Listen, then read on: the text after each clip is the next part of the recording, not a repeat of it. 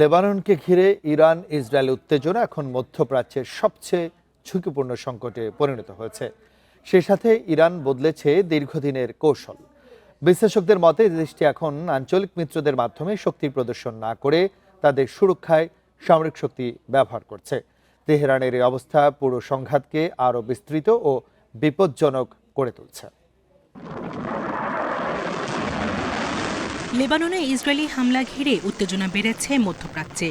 বৈরুতে হামলার জবাবে সম্প্রতি ইসরায়েলে ক্ষেপণাস্ত্র ছোড়ে ইরান। মার্কিন প্রেসিডেন্টের সংযমের আহ্বান উপেক্ষা করে পাল্টা তেহরান সহ ইরানের ৩ শহরে হামলা চালায় তেল আবিব। পরে উভয় পক্ষই যুদ্ধবিরতির ঘোষণা দেয়, যার লঙ্ঘনে কঠোর ব্যবস্থা নেওয়ার হুঁশিয়ারি দেয়।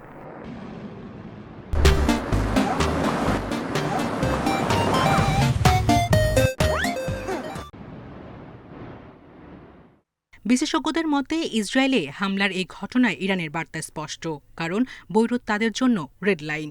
হিজবুল্লাহর বিরুদ্ধে হামলা চালালে সরাসরি ইরানে প্রতিক্রিয়ার সম্ভাবনা রয়েছে। বর্তমান সংকটের গুরুত্বপূর্ণ দিক ইরানের কৌশলগত অবস্থান বদল। এতদিন আঞ্চলিক মিত্রদের মাধ্যমে প্রভাব বিস্তার ও প্রতিরোধ গড়ে তুললেও এখন নিজেদের সুরক্ষায় সরাসরি সামরিক শক্তি ব্যবহারের পথে হাঁটছে তেহরান। সেন্টার ফর ইন্টারন্যাশনাল পলিসির গবেষক নেগার মর্তজাভির মতে ইসরায়েলকে সতর্ক করতে আগে থেকেই ওয়াশিংটনের কাছে বার্তা পাঠিয়েছিল তেহরান। সাম্প্রতিক হামলায় সেই সতর্কতার প্রমাণ মিলেছে।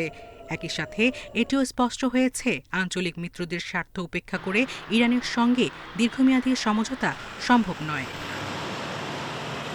এই অবস্থায় কূটনৈতিক চ্যালেঞ্জের মুখে পড়েছেন ট্রাম্প। একদিকে তিনি ইরানের সঙ্গে সমঝোতায় পৌঁছাতে চান, অন্যদিকে ইসরায়েলের সামরিক পদক্ষেপ নিয়ন্ত্রণ করাও তার জন্য গুরুত্বপূর্ণ হয়ে উঠেছে।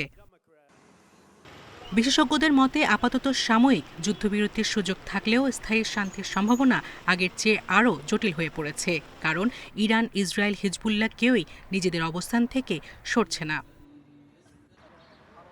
২ মার্চ থেকে ইসরায়েলি হামলায় লেবাননে নিহত ছাড়িয়েছে ৩,৬০০। সাম্প্রতিক একাধিকবার যুদ্ধবিরতির উদ্যোগ না হলেও সেগুলো কার্যকর হয়নি। সায়রা খান, ইন্ডিপেন্ডেন্ট নিউজ।